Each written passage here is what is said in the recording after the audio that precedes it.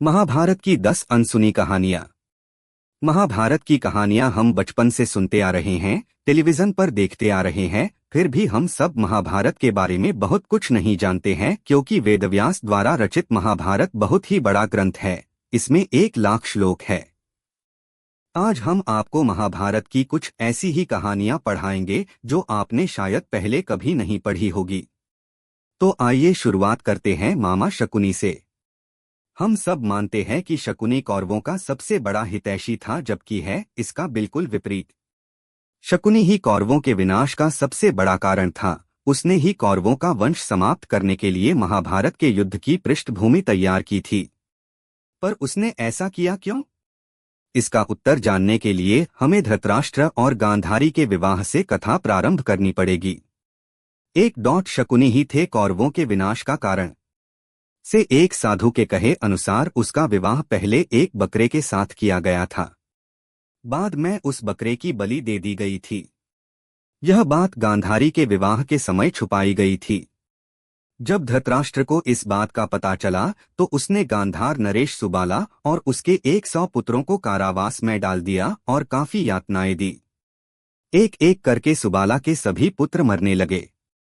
उन्हें खाने के लिए सिर्फ मुट्ठी भर चावल दिए जाते थे।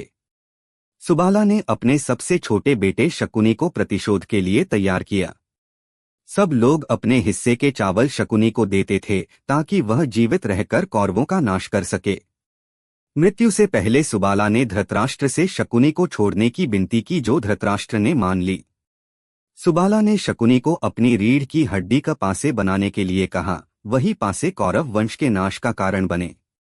शकुनी ने हस्तिनापुर में सबका विश्वास जीता और 100 कौरवों का अभिभावक बना।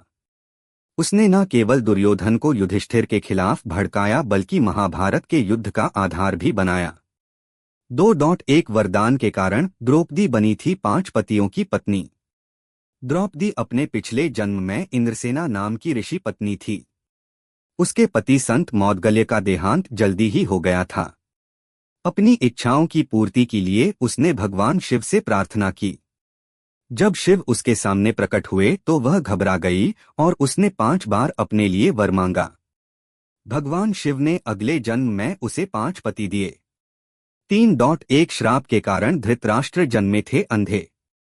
धृतराष्ट्र अपने पिछले जन्म में एक बहुत दुष्ट राजा था। एक दिन उसने देखा कि नदी में एक हंस अपने बच्चों के साथ आराम से विचरण कर रहा है। उसने आदेश दिया कि उस हंस की आंख फोड़ दी जाए और उसके बच्चों को मार दिया जाए। इसी वजह से अगले जन्म में वह अंधा पैदा हुआ और उसके पुत्र भी उसी तरह मृत्यु को प्राप्त हुए जैसे उस हंस के। 4 अभिमन्यु था काल्यवन राक्षस की आत्मा। कहा जाता है कि अभिमन्यु एक काल्यवन नामक राक्षस की आत्मा थी। कृष्ण ने काल्यवन का वध कर उसकी आत्मा को अपने अंगवस्त्र में बांध लिया था।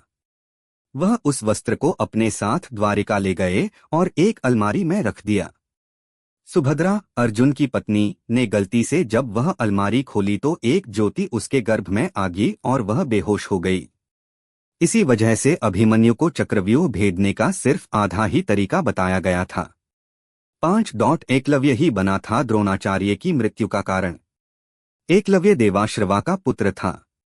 वह जंगल में खो गया था और उसको एक निषद हिरण्यधनु ने बचाया था। एकलव्य रुक्मणी स्वयंवर के समय अपने पिता की जान बचाते हुए मारा गया। उसके इस बलिदान से प्रसन्न होकर श्री कृष्ण ने उसे वरदान दिया कि वह अगले जन्म में द्रोणाचार्य से बदला ले पाएगा। अपने अगले जन्म में एकलव्य दृष्टद्युम्न बनके पैदा हुआ और द्रोण की मृत्यु का कारण बना। 6 पांडु की इच्छा अनुसार पांडवों ने खाया था अपने पिता के मृत शरीर को। पांडु ज्ञानी थे।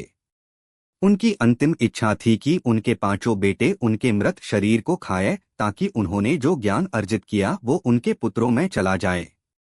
सिर्फ सहदेव ने पिता की इच्छा का पालन करते हुए उनके मस्तिष्क के 3 हिस्से खाए।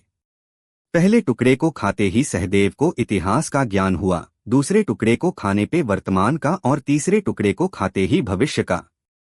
हालांकि ऐसी मान्यता भी है कि 5 पांडवों ने ही मृत शरीर को खाया था, पर सबसे ज्यादा हिस्सा सहदेव ने खाया था। 7 कुरुक्षेत्र में आज भी है मिट्टी अजीब। कुरुक्षेत्र में एक जगह है जहां माना जाता है कि महाभारत का युद्ध हुआ था।